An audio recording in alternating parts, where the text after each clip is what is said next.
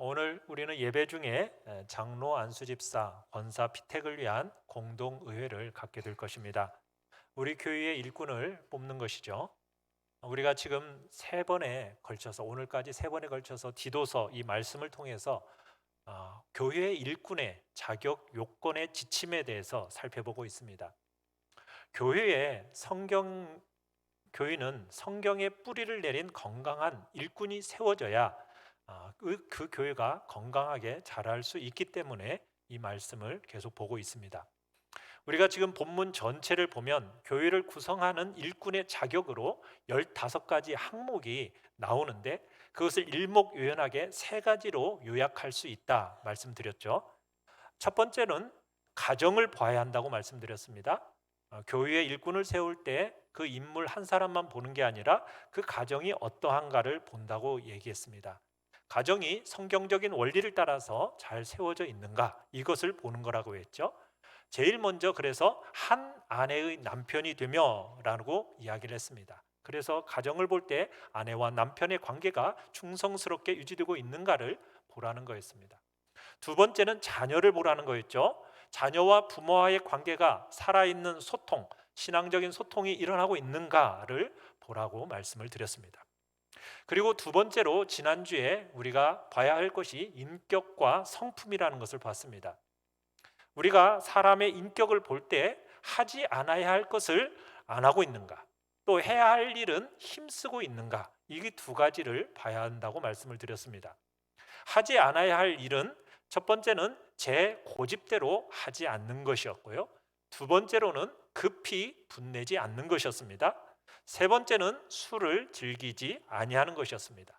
네 번째는 구타하지 않는 것이었습니다. 다섯 번째는 더러운 이득을 탐하지 않는 것이었습니다.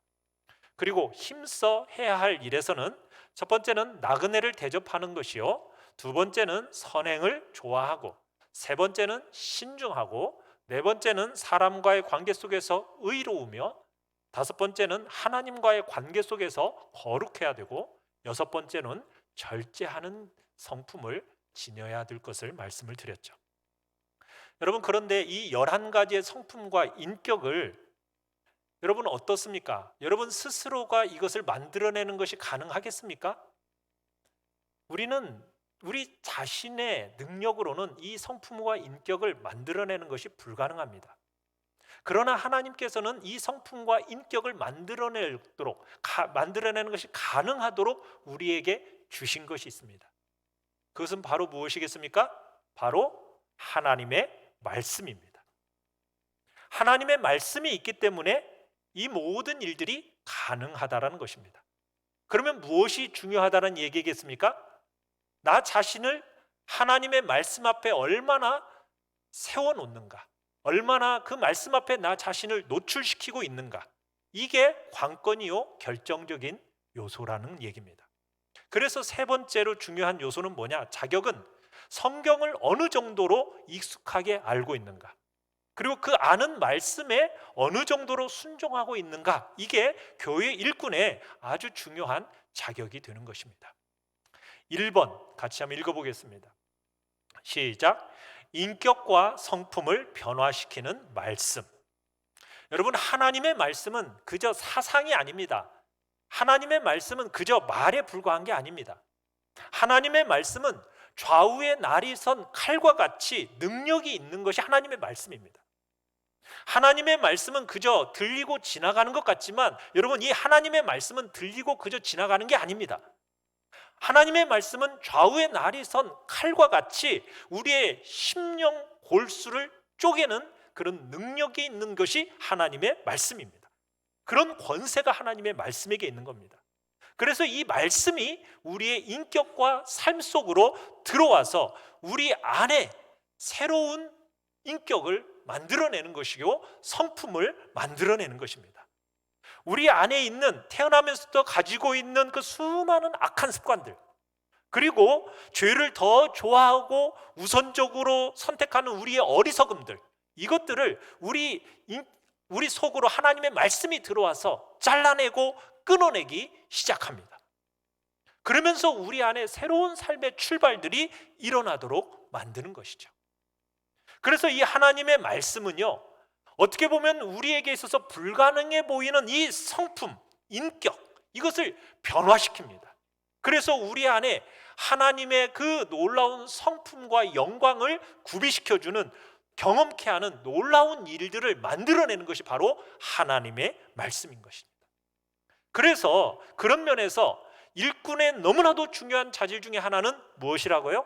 이 하나님의 말씀에 깨어 있는 것입니다. 오늘날 한국교회의 많은 성도들이 교회가 세속화되었다라고 비난을 합니다.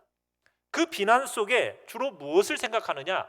대형교회 목사님들이 자기의 자녀들에게 그 교회를 세습화시키는 문제를, 물려주는 문제를 가지고 비난을 합니다.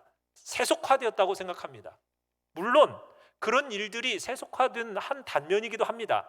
그러나 그런 일만 일어나면 무슨 벌떼같이 비난함이 일어나는데, 여러분, 이것은 하나의 현상에 불과한 것입니다.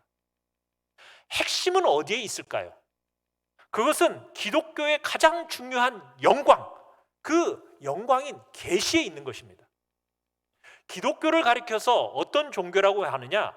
계시의 진리의 종교라고 합니다. 무슨 말이냐면, 기독교는 사람이 나름대로 열심히 연구하고 돌을 닦아 득도해서 이룰 수 있는 진리를 가르치는 종교가 아니라는 얘기입니다. 기독교는 스스로 득도하는 종교가 아닙니다. 기독교는 하나님이 진리의 말씀을 열어주셔야 됩니다. 계시의 말씀을 열어주셔서 보여주셔야만 깨달을 수 있는 것이 기독교입니다. 그래서 우리 일꾼들은, 하나님의 백성들은 열어야 되는 거예요. 뭘 열어야 돼요? 하나님의 말씀을 열어야 돼요. 열어서 그 말씀을 끊임없이 묵상하는 가운데 하나님이 그 말씀을 깨닫게 하시는, 그런 열어주셔서 깨닫게 하시는 은혜들을 체험해 나가야 되는 겁니다.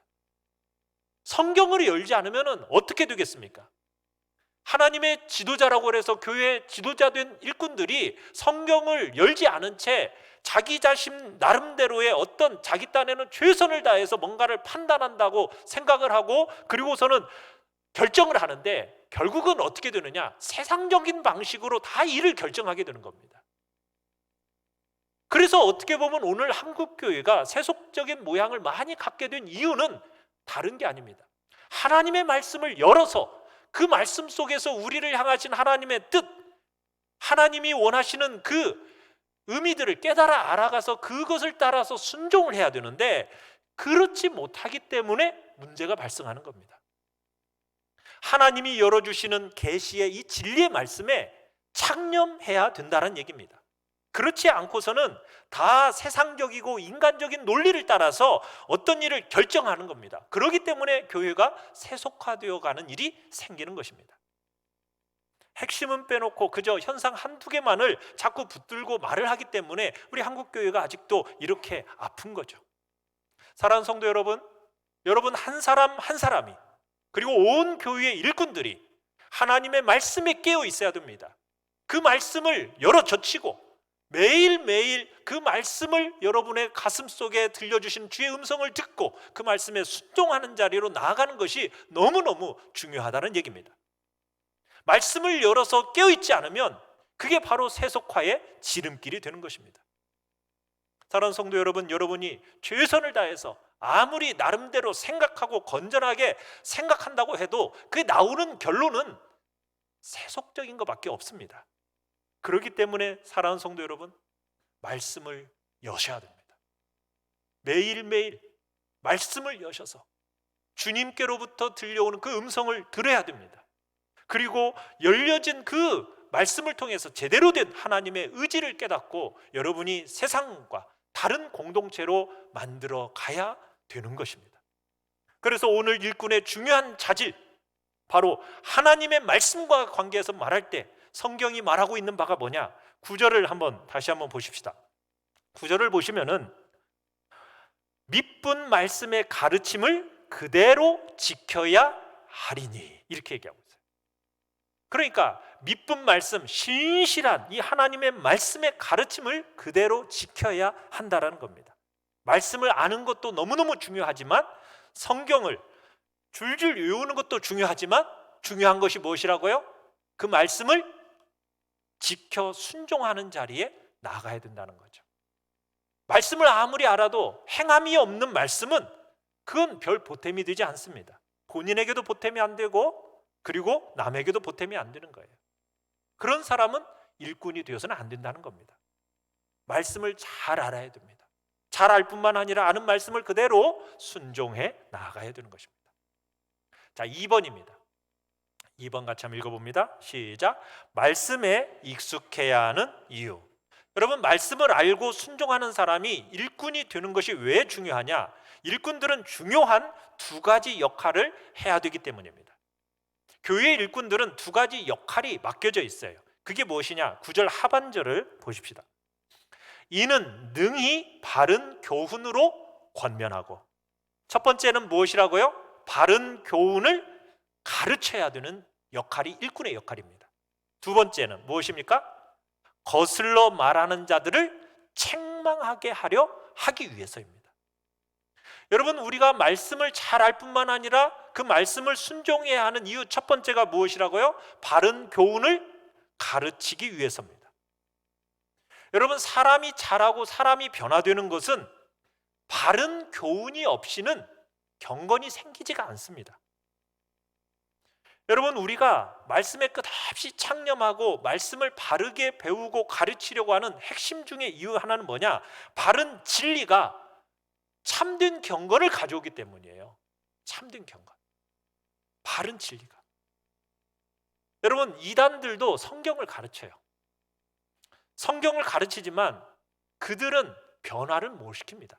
사람을 어떻게 보면 흥분을 시키고 호기심은 자극시킬 수 있지만 사람의 진실한 변화와 자람은 불가능한 거예요. 바른 교훈을 통해서만 바른 자람과 변화가 있는 것입니다. 그래서 일꾼들은 하나님의 말씀에 바르게 서 있는 것이 너무너무 중요하다는 얘기입니다. 두 번째로 그만큼 중요한 것이 무엇이냐? 거슬러 말하는 자들을 책망하기 위해서입니다. 교회의 역사를 어떻게 볼 수 있느냐면, 교회의 역사라는 것은 거짓 선생들과 피 흘려 싸워온 역사입니다. 끊임없이 거짓 교훈들, 이단들, 이런 세력들이 끊임없이 교회를 공격해오면 그것들과 피 흘리며 싸워와서 그 바른 진리를 수호하는 역사가 바로 교회의 역사예요. 그래서 우리는 올바른 것만 가르친다고 되는 게 아닙니다. 저절로 모든 일이 다 해소되는 게 아니에요. 바른 것을 가르칠 뿐만 아니라 거슬러 말하는 자는 어떻게 해야 됩니까? 불러서 책망하고 꾸짖어야 한다는 거예요. 그걸 기억해야 됩니다. 한국 교회를 바라볼 때 사람들이 거짓된 가르침을 가르치는데도 불구하고 불러서 꾸짖는 일꾼들이 찾기가 어려워졌어요. 왜냐하면요, 일꾼들 중에서도 분별을 못하는 사람들이 꽤 많더라는 거예요. 진리의 말씀을 올바르게 교훈받아서 그 교훈된 말씀이 무엇인지를 분별해야 되는데 그 분별력들이 현저하게 낮아져 버렸습니다. 그 행실을 보고서는 불러다가 따끔하게 혼을 내고 그렇게 가르쳐야 되는데 그런 가르치는 일꾼들이 보기가 어려워져요. 왜? 사람들의 인기에 영합하다 보니까 그렇게 되는 겁니다. 교회의 일꾼들은 사람의 인기를 따라가는 사람들이 아니죠. 진리의 말씀이 어떠한가, 그 말씀을 따라가는 사람이 일꾼인 겁니다. 두 가지 중요한 역할, 바른 말씀으로 사람들을 가르치는 일입니다. 그리고 그릇된 교훈을 가르치거나 그릇된 교훈에 근거해서 행실을 악하게 하는 자를 불러서 책망을 해야 되는 겁니다. 우리 장로교회 창시자라 부를 수 있는 칼빈은 이렇게 말을 했습니다. 교회의 일꾼은 두 가지 음성을 가지고 있어야 한다. 첫 번째는 양떼들을 모으는 목소리가 있어야 한다. 하나님의 양떼들은 목자의 음성을 듣는데 듣고 모일 수 있는 그 양떼들을 모으는 목소리, 이 목소리가 일꾼들에게 첫 번째로 있어야 한다. 두 번째로는 양들을 늑탈하려고 오는 이리와 늑대와 도둑들을 꾸짖는 목소리가 있어야 한다. 이렇게 말을 했습니다. 자, 3번 같이 한번 읽어보겠습니다. 3번 시작. 교회 일꾼의 직무. 자, 오늘 우리가 세우려는 직분은 장로, 안수집사, 권사입니다. 우리가 세 차례에 걸쳐서 지금 자격에 대해서 봤다면 오늘 세워지는 이 직분은 헌법에서 규정된 직무가 무엇인가에 대해서 우리가 투표에 앞서서 생각해 보고자 합니다. 지금 직분을 가지신 분들은 과연 내가 그 직무에 지금 합당하게 감당하고 있는지를 한번 돌아보시고, 또 이 직분에 피택되시는 분들은 내가 감당해야 할 그 직무가 무엇인지를 생각하시길 바랍니다. 성도들은 이 직분자들에게 그 직분에 합당하게 행하고 있는지를 돌아보고 그들을 그 직분을 잘 감당할 수 있도록 격려하시고 때로는 도전하시기를 바랍니다. 자, 1번 장로의 직무에 대해서 보겠습니다. 첫 번째, 장로는 교회의 영적 상황을 목사와 함께 성경적으로 돌보는 사람입니다. 장로들은 신자들의 대표자입니다. 그래서 목사와 협동해서 일할 수가 있는 겁니다. 그러나 목사와 협동하지 않고 자의로 일을 처리하지는 못합니다. 행정과 권징에 수종드는 역할을 하죠. 그래서 지교회와 전국교회의 영적 상황을 살피고 수종드는 것이 장로의 직무입니다. 두 번째는 장로는 교리적 오해나 도덕상의 부패를 방지하도록 기도하며 사역하는 사람입니다. 세 번째로 장로는 신자를 신방하여 위로하고 교훈하며 보살피는 직무를 가집니다. 신자를 신방하되 특별히 병자 그리고 상가를 꼭 찾아서 위로하고 진리를 잘 알지 못하는 자, 어린 아이들을 가르치며 돌봐야 합니다. 그래서 일반 신자보다도 장로는 개인적 의무와 직무상 책임이 더욱 중요한 것입니다. 네 번째, 장로는 신자의 신앙을 살피고 위하여 기도합니다. 장로는 신자와 함께 기도해야 되고 위하여 기도하고 또 목사의 설교를 바로 이해하도록 도와줘야 됩니다. 다섯 번째로 장로는 신방할 자가 있을 때에는 목사의 신방을 요청하는 것입니다. 여섯 번째로 장로는 특히 환자와 슬픔을 당한 자와 회개하는 자와 도움받아야 할 자가 있을 때는 목사에게 보고하는 겁니다. 여러분, 이 장로직이라는 것은 섬김입니다. 희생하는 직분입니다. 결코 이방의 집권자들처럼 권세를 휘두른다거나 권위직이나 명예직이 아닙니다. 주님이 교회를 위해서 자기 몸을 희생함으로 섬기셨듯이 그리스도의 몸인 교회를 위해서 그리스도의 남은 고난을 육체에 채우겠다라는 그 봉사와 희생을 각오하면서 종으로 섬기는 직분이 장로직입니다. 그래서 장로의 정체성은 첫째는 교인들의 대표자요, 둘째는 목사의 협력자요, 셋째는 교인들의 영적 관리자인 것입니다. 장로는 목사와의 관계에서 교회의 모든 직무가 말씀 증거의 직무에 모아져 있어요. 그래서 이 직무는 목사의 고유 직무입니다. 장로의 고유 직무는 7일이나 봉사의 일입니다. 그래서 목사의 말씀 증거의 직무에 협력해야 되는 거죠. 그리고 장로는 교인들과의 관계에서 교인들의 그 신령적인 형편을 파악하고 그들의 부패를 방지시키고 권면해서 교도하는 책임을 수행하는 것이 바로 장로의 직무인 것입니다. 두 번째입니다. 2번, 안수집사의 직무입니다. 헌법에서 안수집사의 직무는 가난한 자를 돌아보며 환자와 갇힌 자와 과부와 고아와 모든 환난당한 자를 위문하되 재직회의 결의에 따라 행합니다. 교회에서 책정된 구제비와 일반 재정을 수납 지출하는 직무가 안수집사의 직무입니다. 그러니까 안수집사는 교회의 재정, 행정적인 사역 이 두 가지를 감당을 할 때 여러분 두 가지 중요한 원리가 있어요. 하나는 목사와 협력하는 겁니다. 그러니까 교회의 모든 재정과 행정 사역은 목회 지향적이 되도록 주의해야 됩니다.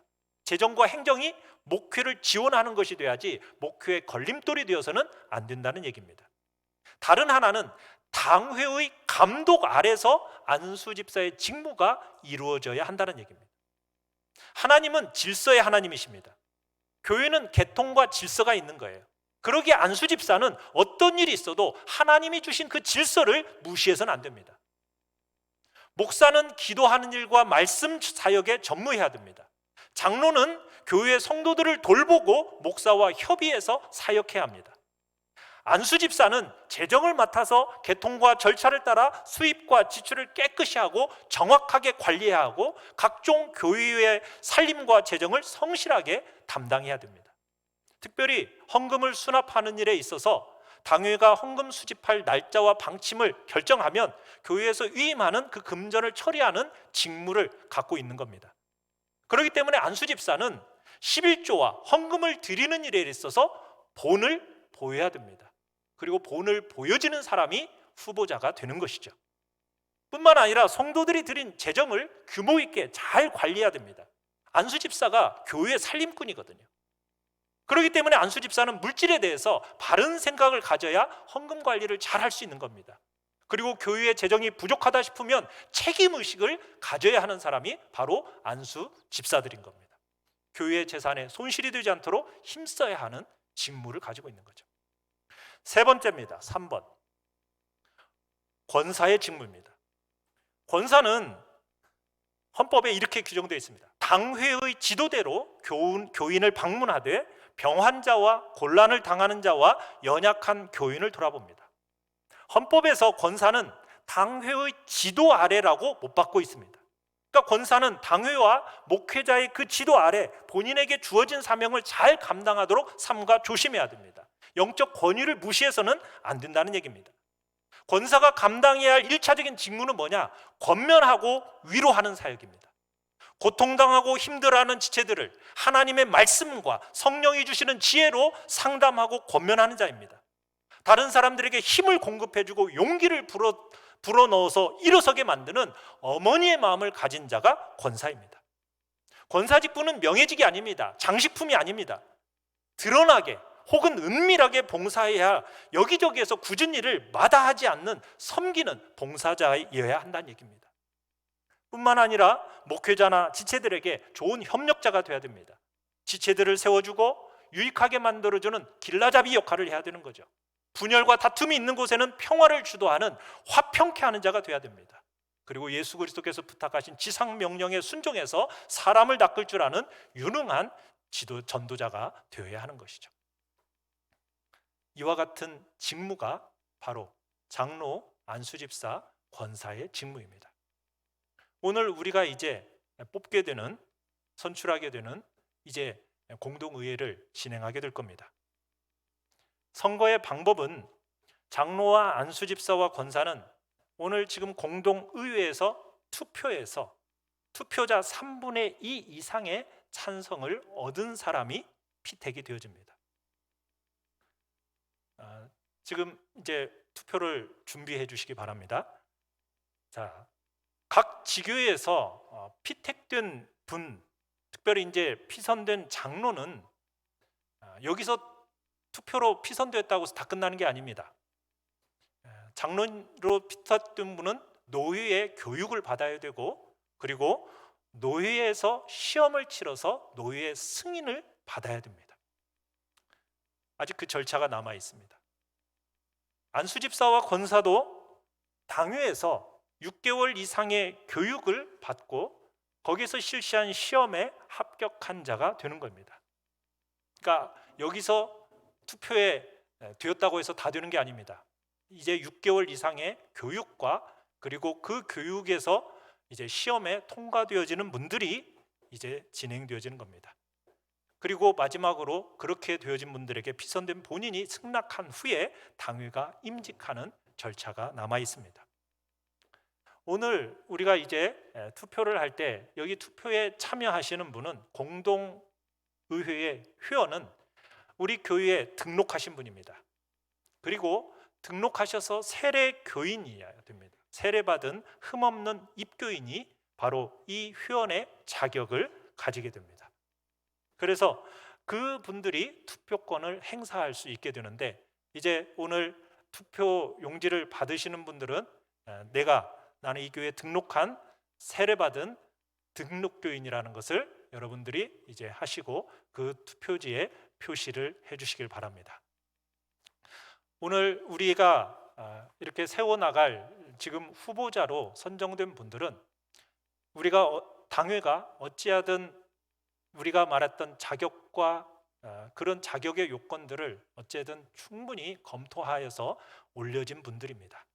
그래서 장로의 2분, 그리고 안수집사의 7분, 권사의 9분 이렇게 후보자로 나와 있는데, 저희 당회에서는 어쨌든 이분들이 다 일꾼으로 세워지기를 기대하면서 그 뽑는 숫자도 2명, 7명, 9명으로 선정을 했습니다. 특별히 저희 교회 장로님으로 지금 시무장로님이 2분이 계시는데, 이제 올해 정정원 장로님이 은퇴를 하시면 이제 이용윤 장로님이 1분만 시무장로로 남게 됩니다. 그래서 저희 교회에서는 노회에 2명의 장로를 증선해 달라고 더 추가적으로 이렇게 할 수 있도록 노회에 요청을 했고, 2명이 더 증선되어질 수 있는 승낙을 받게 되었습니다. 그래서 오늘 여러분들이 투표하실 때 가능하시면 여러분들의 마음에 성령께서 주시는 그 은혜를 따라 투표를 하실 때 될 수 있으면 우리 교회에 필요한 일꾼들이 잘 세워질 수 있도록 이렇게 해주시길 바랍니다. 지금 안수집사를 섬기시는 분들도 현저하게 부족합니다. 이제 몇 사람 되지 않고, 또 혹여나 이제 장로로 가면은 몇 사람 안수집사가 되지 않기 때문에 우리 교회 안에 지금 일꾼들이 절실히 필요한 상황이다라는 것을 기억하시면서 여러분들이 일꾼들이 잘 세워질 수 있도록 마음을 또 써주시기를 바랍니다.